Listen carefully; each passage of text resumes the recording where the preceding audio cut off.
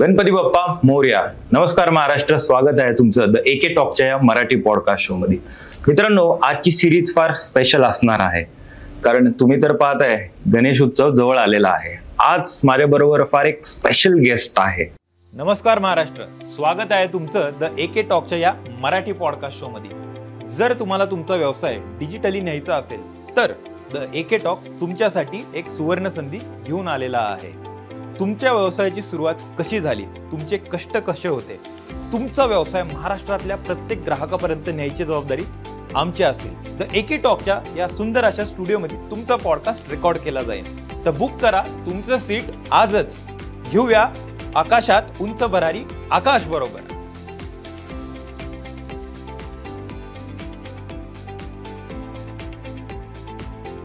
हुतात्मा बाबू गेनू ट्रस्टचे अध्यक्ष बाळासाहेब मारणे सर. द एके टॉक्स.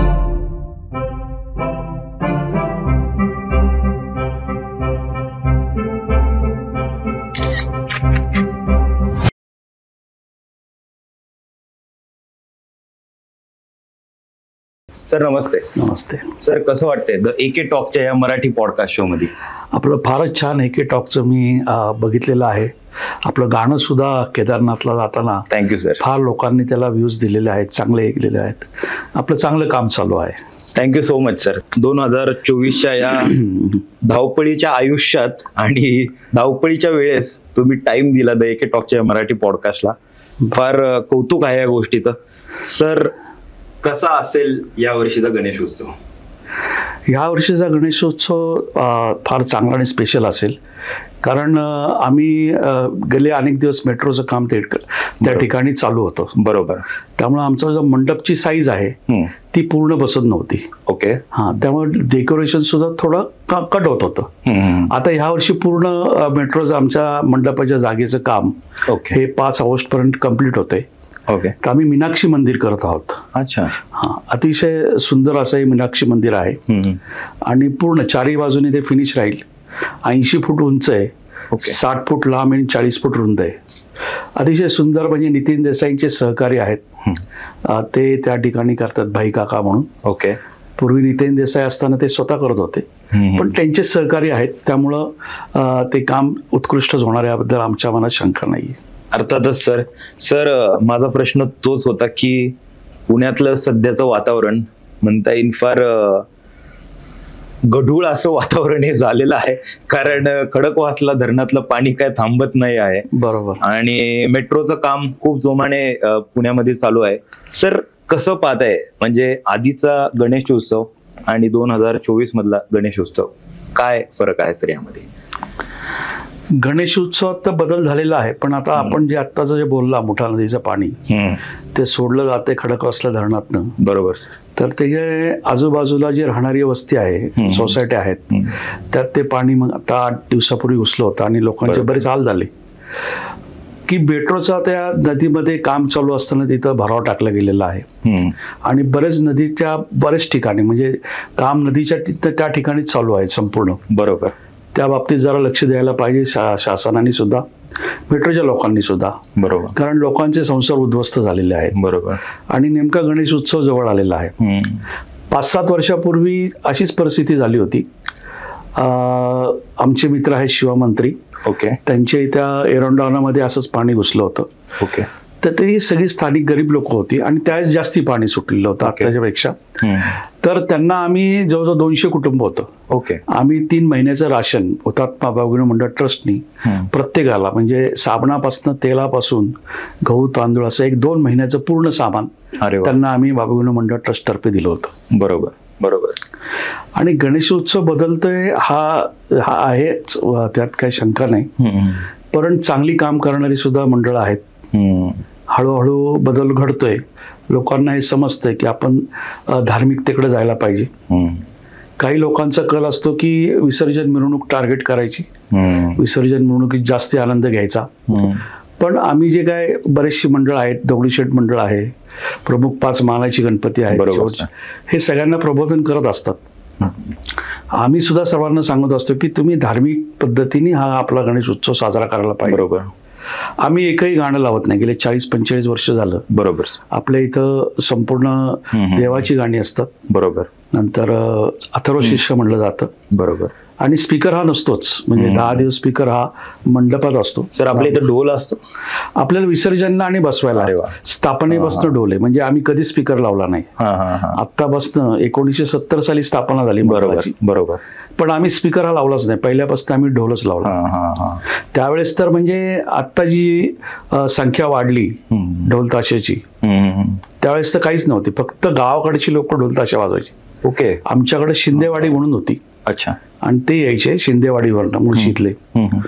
बहुतेक आता म्हणजे आपण बघताय आमच्याकडे गजलक्ष्मी आहे, शिवतेज आहे, रुद्रगर्जन आहे, असे आता बरेच यंग पोर आहेत IT मधले म्हटलं. बरोबर. ते ढोल ताशाकडे वळलीत. म्हणजे असं एकदम असं पण म्हणता येत नाही. बरोबर. की आपल्याला सगळीच यंग जनरेशन चुकीच्या रस्त्याने चाललेत. बरोबर. भरपूर ढोल ताशा वाजवणारे आणि चांगले उत्तम वाजवणारे बरोबर मुलं आहेत, तरुण तरुणी. बरोबर. बरोबर. सर ह्या 10 ते 15 दिवसाच्या टाइम मध्ये फार एक मोठी समस्या भावत असते की गर्दी फार मोठ्या प्रमाणात होत असते. तर सुरक्षेच्या दृष्टिकोनाने तुम्ही कसं पाहता या गोष्टींकडे सर? पोलिसांकडनं सहकार्य होतच सुरक्षेच्या बाबतीत. ते इन्स्ट्रक्शन देतात सर्व मंडळांना. आता गेले जो म्हणजे आता अतिरेकेचा जो सावट होतं. बरोबर. आता पूर्वीपेक्षा 15-20 वर्षापूर्वीपासनं पोलिसांनी काही इन्स्ट्रक्शन देतात, लेखी देतात. ओके. कशा पद्धतीने तुम्ही हे करायला पाहिजे. त्यात सगळ्यात महत्वाचं असतं की आपले जवळजवळ एक 25 कार्यकर्ते त्यांना द्यायला लागतात अगोदरच. व्हॉलेंटियर म्हणून मंडळाचे कार्यकर्ते. त्यांना ते ट्रेन करतात की तुम्हाला एखादी बेवारस पिशवी दिसली तर तुम्ही या नंबरला फोन करा. बरोबर. जवळपास एखादा व्यक्ती सारखा जर येत असेल त्याबद्दल त्याचा फोटो काढून किंवा व्हिडिओ काढून आम्हाला व्हायरल करा, आमच्याकडे पाठवा. बरोबर. आणि कॅमेरे बसवा जास्तीत जास्त 4ही बाजूनी. ओके. आपण कॅमेरे बसवतो. मोठी मंडळ सगळी बसवतात कॅमेरे 4ही बाजूनी. आत येताना, बाहेर जाताना, बाहेर पडल्यानंतर रस्त्यावरती. बरोबर. तर पोलिसांकडे गाईडलाईन असते, त्याप्रमाणे आपण संरक्षणाच्या दृष्टीने काम करतो. बरोबर. सर टिळकांनी ज्यावेळेस गणेश उत्सव चालू केला होता त्याच्या मागे कारण काय होतं आणि तो गणेश उत्सव कसा होता सर? त्यावेळेस गणेश उत्सव हा प्रत्येकाच्या घरात होत होता. बरोबर. रस्त्यावरती सार्वजनिक करण्याचं काम लोकमान्य टिळकांनी केलं. आणि त्यातून पारतंत्र्यातनं स्वातंत्र्यासाठी लोकांना एकत्र करून त्यांची जनजागृती करायची. ओके. हा तो उद्देश होता. गणेश उत्सव साजरा करण्याचा उत्सव करण्यामागे त्यांचा हा उद्देश होता की लोक एकत्र करणे. आणि एकत्र केल्यानंतर त्यातनं आपण स्वातंत्र्य कसं मिळू शकतो, लोकांना जनजागरण करण्याचं काम. बरोबर. टिळकांनी त्यासाठी हा गणेश उत्सव चालू केला. बरोबर. 1970 साली जसं बाबू गेनूट ट्रस्ट या गणपतीची स्थापना झाली. सर कसा होता तो टाइम आणि कशी होती त्यावेळेसची मूर्ती सर? 1970 साली पहिली जी मूर्ती केली होती ती म्हणजे सर्वसाधारण होती. त्यावेळेस आम्ही 1970 साली पहिलंच वर्ष होतं. मी फार लहान होतो, 10 वर्षाचा होतो, पण कार्यकर्ताच होतो. ओके. आणि आमचे जे संस्थापक आहेत त्यांनी ते उत्सव सुरू केला. त्यामध्ये 1970 साली मला असं आठवतंय की टीव्ही आला होता. अच्छा. 1970 सालीच्या अगोदर टीव्ही होता की नाही माहित नाही, नव्हता बहुतेक. 1970 साली टीव्ही आला होता. बरोबर. आणि मग ते टीव्हीवरती आम्ही मारुतीचं उड्डाण असं ते दाखवलं. टीव्हीचा स्क्रीन केला होता मोठा आणि त्यावरती मारुतीचं उड्डाण केलं होतं. ओके. आणि वर्गणी माझ्या अंदाजे 1500 रुपये वर्गणी झाली होती. 1500 रुपये. अच्छा. 1 रुपया, 2 रुपये, 50 पैसे अशी वर्गणी गोळा करून तो उत्सव साजरा केला. बरोबर. आणि त्यावेळेस गणेश उत्सव म्हणजे साजरा लोक करत होते, परंतु धार्मिकतेकडे फार कमी होतं. त्यावेळेस लोक उत्सव साजरा करत होते. 1970 साली सुद्धा आम्ही हे केल्यानंतर नगारा विद्युत रोषणाईची जुगलबंदी फार गाजली. अच्छा. म्हणजे बाबूगणू मंडळाला नगाराचा गणपतीच म्हणत होती लोक. अच्छा. म्हणजे नगारा वाजायचा आणि त्याच्यावरती लाईव्ह लाईट फिरायची. सर तो नगारा आत्ता वाजतो सर? हा, आम्ही अजून सुद्धा तो नगारा ठेवलेला आहे. आरतीच्या अगोदर 10 मिनिटं तो नगारा वाजतो. अरे वा. म्हणजे तो पिढ्यानपिढ्या चालत. बरोबर. सर त्यावेळेस पण अशी गर्दी होत होती शेवटच्या दिवशी, पहिल्या दिवशी म्हणता येईल? हो, गर्दी त्यावेळेस पण होत होती. गणेशोत्सवाला पहिल्यापासून गर्दी आहे. त्या स्वरूपात गर्दी व्हायची. आता गर्दी वाढलेली आहे. लोक वाढली आहेत, गर्दी वाढली आहे. बरोबर. पण त्यावेळेस पण गर्दी होत होती. नगारा विद्युत रोषणाची जुगलबंदी त्यावेळेस 10ला स्पीकर बंद होत नव्हता. बरोबर. त्यामुळे पहाटे 4 पर्यंत ते चालायचं. बरोबर. आणि लोक बघत राहायचे मंत्रमुग्ध होऊन. बरोबर बरोबर. घरातील गणेश मूर्ती कशी पाहिजे आणि गणेश मंडळातील गणेश मूर्ती कशी पाहिजे याबद्दल सर काय सांगतात? नाही, शास्त्राने असं सांगतात की आपली जी घरातली मूर्ती जी आहे ती सर्वसाधारण 1 ते 1.5 फुटाच्या पेक्षा जास्ती मोठी नसावी. बरोबर. जास्ती मोठी नसावी, कारण पूजेची मूर्ती आहे ती. आणि मंडळाच्या ज्या पण मूर्त्या आहेत त्या आम्ही साधारण 4 ते 4.5 फूट, ओके, 5 फुटापेक्षा आपल्या पुण्यात जास्ती. आपल्याकडे मूर्त्या ह्या ठेवल्या जातात मंदिर बांधून, विसर्जन करत नाही. बरोबर. मुंबईला त्यांना विसर्जन करायला समुद्र आहे. बरोबर. त्यामुळे त्या मोठ्या मूर्त्या तिथं होतात. बरोबर. 20 फूट 25 फूट आणि ते विसर्जन करतात. बरोबर. ते दरवर्षी नवीन करतात. पुण्यामध्ये बहुतेक मंडळ म्हणजे जास्ती मंडळ ही मूर्ती पारंपरिक रेग्युलर तीच असते, विसर्जन करत नाहीत. बरोबर. आता आम्ही सुद्धा 3ऱ्या वर्षी मूर्ती केलेली, 4थ्या वर्षी तीच मूर्ती अजून आहे आणि चांगल्या परिस्थितीत आहे. ओके. ह्या मूर्तीचं वैशिष्ट्य असं आहे की ह्याचं जे श्रीयंत्र जे आहे त्याच्यावरती हिची स्थापना झालेली आहे. म्हणजे त्याचे जे अलंकार आहेत. नाही, मूर्ती स्वतः श्रीयंत्रावरती, श्रीयंत्र म्हणून गणेशाचं यंत्र आहे. ओके. त्याच्यावरती ही मूर्ती स्थापन झाली. अच्छा. आणि त्याच्या मागे सुद्धा आम्ही श्रीयंत्र असतं. ओके. गणपतीच्या प्रत्येक ठिकाणी बरोबर बाबूगणूच्या त्याच्या मागे ते श्रीयंत्र असतं, त्याच्यावर विराजमान झालेले आहेत. आणि त्यामुळं एक पॉवर त्या ठिकाणी आपल्याला पण बाप्पाचं आपण जेव्हा दर्शन घेतो तेव्हा अनुभवता येतं. बरोबर. की एक वेगळं आपल्याला त्या ठिकाणी अनुभव येतो गणपतीचा. बरोबर. सर अर्थातच सर शेवटच्या दिवशी मीही पाहतो की विसर्जनाच्या दिवशी काही मंडळांना विसर्जन करायला दुसरा दिवसही उलटतो. तर सर ह्याचा कालावधी काय असला पाहिजे, तुम्हाला काय वाटते सर? ह्याच्यावरती बरीच चर्चा झालेली आहे, ह्याच्यावरती वेगवेगळी मतं आहेत. परंतु आज परिस्थिती अशी की शहर वाढलेलं आहे, मंडळं वाढलेली आहेत आणि बहुतेक मंडळांना लक्ष्मी रोडनेच जायचं आहे. लक्ष्मी रोडवरती ताण येतो आणि त्या ठिकाणी म्हणजे आता बरेच पोलीस सुद्धा जे प्रमुख मंडळ आहेत ते सुद्धा प्रयत्न करतात गॅप कमी ठेवायची आणि लवकरात लवकर आपला गणेशोत्सव मागच्या गणपतीला सुद्धा पुढे कसं येता येईल. आपण लवकर पुढे गेलो तर मागचा मंडळ पुढे येईल. परंतु 10ला स्पीकर बंद होतात, रात्री 12ला. त्या दिवशी 12 वाजेपर्यंत परवानगी असते विसर्जनच्या दिवशी. मग 12ला स्पीकर बंद केल्यावर ज्यांनी स्पीकर लावतात ते साईडला घेतात. ते मिरवणूक सतत चालू राहत नाही. बरोबर. आता आमचा ढोल लेझिम असल्यामुळे आम्ही तर पारंपरिक वाद्य आम्ही वाजवत विसर्जन करतो. आपली मिरवणूक सकाळी किती वाजता निघते? नाही, आम्ही संध्याकाळी 7ला निघतो. संध्याकाळी 7ला. ओके. आम्ही संध्याकाळी 7ला निघतो. ओके. आहे त्या ठिकाणावरनं. आणि मग आपला रूट कसा असतो? आम्ही सरळ समाधान चौक, ओके, समाधानकडनं अलका टॉकीज, अच्छा, आणि खंडोबाई चौकात विसर्जन. बरोबर. आणि त्या दिवशी पण ढोल पथकच असतं? हो, आपलं ढोल पथकच असतं. अरे वा. विसर्जनला आणि बसवताना 1970 सालापासून आम्ही कधी स्पीकर लावलेला नाही. बरोबर. तुम्ही बोललात. बरोबर. आजकालच्या या काळामध्ये, कलियुगामध्ये म्हणू शकतो आपण की अहंकार असू किंवा कलियुग पण म्हणू शकतो आपण, ह्या काळामध्ये लोकांमधला देव जर पाहायचा असेल, लोकांमधले गणेशजी पाहायचे असेल तर आपण कसे पाहिले पाहिजे? लोकांमधला गणेश म्हणजे एवढंच मी सांगतो की गणपती बाप्पा म्हणजे आराध्य देवता आहे सर्वांची. बरोबर. आणि बुद्धीची देवता आहे. तर बुद्धी परमेश्वराला, गणपती बाप्पाला मागायची की आमचा अहंकार, आमचा इगो, आम्हाला सद्बुद्धी दे. आणि गणपती बाप्पा नक्की देतो. आपण कधी बघा, संपूर्ण कुठलंही आपण चांगलं कार्य करायचं असेल तर गणपतीपासून सुरुवात होती. बरोबर. म्हणजे कुठल्याही चांगल्या कामाची सुरुवात गणपती बाप्पापासून होती. हो. आणि आराध्य देवता आहे, सद्बुद्धी देणार आहे, बुद्धीची दाता आहे. त्यामुळे गणपतीला आपण हेच मागायचं की आम्हाला बुद्धी दे, चांगली बुद्धी दे, आणि जे काय आहे ते संपूर्ण सगळ्यांना सुखी आनंदी ठेव. बरोबर. बरेच मंडळ असतात ते सामाजिक कार्य पण करत असतात, म्हणजे ते फक्त 10 ते 11 दिवस अवेलेबल असतात अशातला भाग नसतो. त्यांचं सामाजिक कार्यही फार मोठ्या प्रमाणात असतं.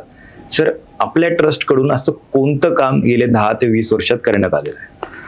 हुतात्मा बाबूगणू मंडळ ट्रस्टचं सगळ्यात मोठं काम आहे रक्तदानाचं. ओके. रक्तदान हे आमचं मुख्य सामाजिक काम आहे. ओके. जवळजवळ 93 पासून आम्ही हे रक्तदान सुरू केलं. 93 साली. त्याच्या म्हणजे एक घटना सांगतो घडलेली. 92-93ला साधारण शांतीसेना आपली श्रीलंकेत गेली होती. ओके. आणि तिथं बरेच सैनिक इंजर्ड झाले आणि ते आपल्या मिलिटरी ऑफिसला आले होते. अच्छा. म्हणजे मिलिटरी हॉस्पिटलला. तर ते जास्ती गाजावाजा न करता रक्त पाहिजे म्हणून आम्हाला मेसेज आला. मग आम्ही जवळजवळ 100 कार्यकर्ते मिलिटरी हॉस्पिटलला जाऊन तिथं रक्तदान केलं. आणि त्यावेळेसपासून बाबूगणू मंडळाने दरवर्षी रक्तदानाचे कार्यक्रम घेतले. अरे वा. आणि 92-93च्या नंतर 12 डिसेंबरला बाबूगणू पुण्यतिथी निमित्त ओके आम्ही दुहेरी योग साधायचो. शरद पवारांचा पण वाढदिवस असायचा 12 डिसेंबरला आहे म्हणजे. तर दोन्ही हे करून आम्ही एका दिवशी 2000 बाटल्या जमा करायचो. हो. आणि 5 वर्ष सतत 2000 बाटल्या ह्या आम्ही गोळा केल्या म्हणून ससून फाउंडेशन, शासनाचं जे आहे ससून फाउंडेशन, त्याच्यातर्फे आम्हाला प्रथम पारितोषिक मिळायचं. अरे वा. संपूर्ण वर्षात जास्त रक्तदान संकलन करणारं म्हणून. बरोबर. आज सुद्धा आमच्याकडे साधारण 8 ते 10,000 लोकांची सूची आहे. ज्यांना कोणाला फ्रेश ब्लड लागतं ते आम्ही देतो. म्हणजे आता कॅम्प न भरवता बरोबर गरजू माणूस कॉन्टॅक्ट करतो, मग त्यांना 5 लोक आम्ही देतो, 2-5 जी काय लागतात ती. बरोबर. दुसरं असं की आम्ही आता सकाळ रिलीफ फंडला सुद्धा दुष्काळ निधी दिलेली आहे. प्रत्येक वेळेस जे म्हणजे ओला दुष्काळ असेल, सुका दुष्काळ असेल, दोन्ही वेळेस दिली. सकाळला बाबूगणू पुरस्कार म्हणून आम्ही एक चालू केलेला होता. आता मध्ये 1-2-3 वर्ष म्हणजे कोरोनापासून बंद आहे.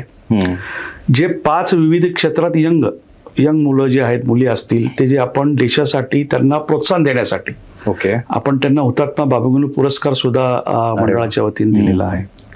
अनेक सोशल काम मंडळाच्या वतीने केले जातात. बरोबर. रक्तदान आहे, नेत्रदान आहे, म्हणजे राशन, म्हणजे आपण कोरोनामध्ये सुद्धा त्या ठिकाणी संपूर्ण म्हणजे गजलक्ष्मी जे ढोल पथक आहे त्यांच्याबरोबर जे पोलीस आहेत सुरुवातीला त्यांच्याकडं सॅनिटायझर जे होतं ते मोठ्या बाटल्या यायच्या. बरोबर. मग त्यांना आम्ही छोट्या बाटल्या जवळजवळ 500 असे करून त्यांना त्यावेळेस दिलेले होते. बरोबर. राशन काही लोकांना भरून दिले, ज्या भागात गरीब लोक आहेत. मंडळाच्या वतीने त्या ठिकाणी राशन दिलं. बरोबर. म्हणजे मंडळाचं काम 12 महिने चालू असतं. बरोबर. बरोबर. शिवजयंती, दहीहंडी बरोबर सोशल वर्क सुद्धा चालू असतं. बरोबर. बरोबर. अर्थात सर जसं तुम्ही सॅनिटायझरचं आता काम सांगितलं सर कोविड काळानंतर गणेशोत्सव आणि गणेश मंडळ फार एक बिकट परिस्थितीमध्ये आले होते असं मी ऐकलं होतं सर. काय परिस्थिती होती सर कोविड काळानंतर? कोविड काळानंतर एकतर म्हणजे गणपती कोरोनाच्या काळामध्ये मंदिरातच बसवत होते. बरोबर. कोणाला येऊन देणं न देणं. आम्ही मंदिरातच बसवला. आमचे जे 50 आजूबाजूला जे मंडळाचे कार्यकर्ते आहेत, तो जसा 10 दिवस उत्सव साजरा करतो त्यातला काही प्रमाणात, थोडक्या प्रमाणात आम्ही केला. म्हणजे एक ढोल 1 ताशा वाजून गणपती बाप्पांना बसवलं. बरोबर. वाजत गाजवतच बसवायला लागतं गणपती बाप्पा. केलं आम्ही ते सगळं 10 दिवस. तो कोरोनाच्या नंतर फार मार्केटमध्ये शांतता होती, मंदी होती. बरोबर. मग आम्ही 1 वर्ष पूर्ण वर्गणी बंद ठेवून जे बजेट आहे त्यापेक्षा निम्म बजेट करून तो गणेश उत्सव आम्ही त्या वर्षी साजरा केला. बरोबर. पण गर्दी आमाप झाली होती, कारण कोरोना संपला होता, लोकांना बाहेर पडायचं होतं. भरपूर गर्दी झाली. गर्दी आटोक्यात आणणं आम्हाला अवघड झाली. एवढी गर्दी 2 वर्ष, म्हणजे लागोपाठ 2 वर्ष. बरोबर.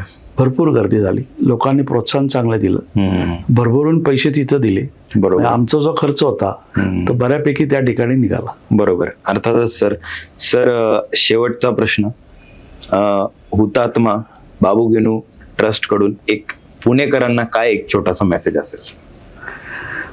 आताची जर सध्याची परिस्थिती आपण बघितली तर यंगस्टरकडनं अपेक्षा आहे. ओके.